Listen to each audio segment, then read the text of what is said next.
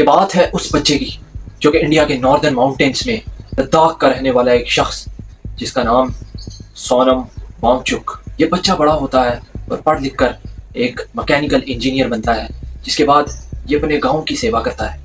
ये एक 59 साल का शख्स है जो कि एक एजुकेटर और एक इन्वायरमेंटलिस्ट है, जिसने बहुत बड़े बड़े प्रोजेक्ट्स किए जिसकी वजह से मुल्क को बहुत ज़्यादा फ़ायदा हुआ।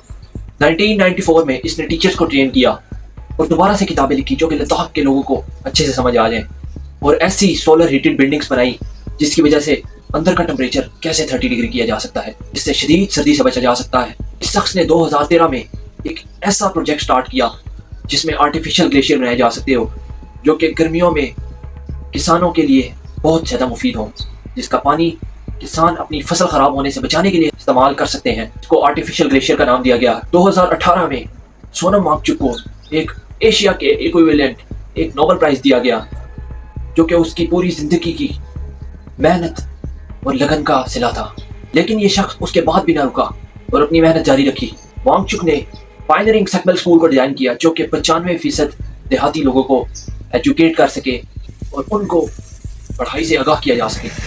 ये किताबें इंतहाई चाइल्ड फ्रेंडली थी जो कि लद्दाख के वाक़यात पर बेस्ड थी, जिससे जल्दी समझ आ सकती थी और बहुत सारे बच्चों ने इससे कामयाबी भी हासिल की। इस शख्स ने अपनी लो टेक इंजीनियरिंग की वजह से बहुत से आइस ग्लेशियर्स बनाए और इनका बहुत ज़्यादा लोगों को फ़ायदा हुआ। लेकिन जो सबसे बड़ी उनको टेंशन थी वो थी क्लाइमेट चेंज की वजह से।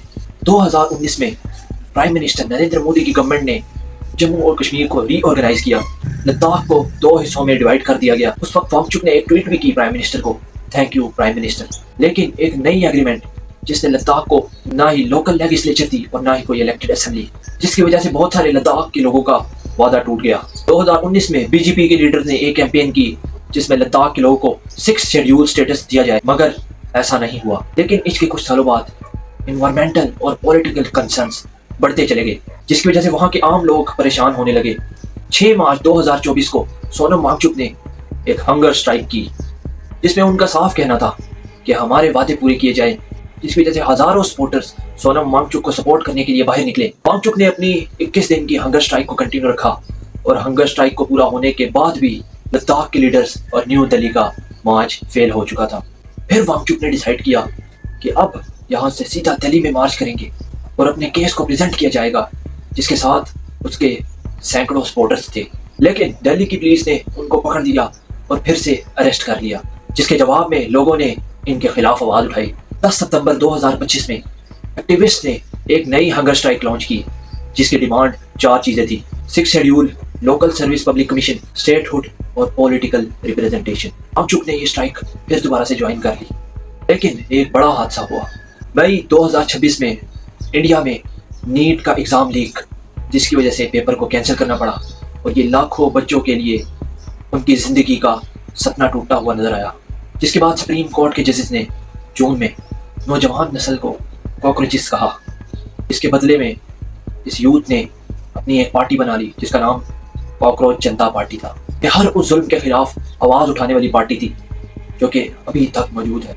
सीजीपी ने दिल्ली में जंतर मंतर में एक प्रोटेस्ट किया जो कि मिड जून में था, जिसके फाउंडर एक यंग मैन अभिजीत दिग्वी थे। 28 जून 2026 को सोनम वांगचुक ने एक हंगर स्ट्राइक कर दी।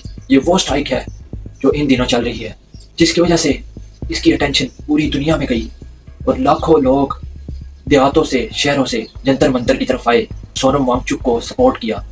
ये स्ट्राइक अभी तक जारी है और अब देखना ये है कि ये कब तक जुल्म चलता है और कब तक इस जुल्म के खिलाफ लोग आवाज़ उठाते हैं। आज के लिए इतना बहुत है, मिलते हैं नेक्स्ट वीडियो में, तब तक के लिए मुझे इजाज़त दें। Good bye.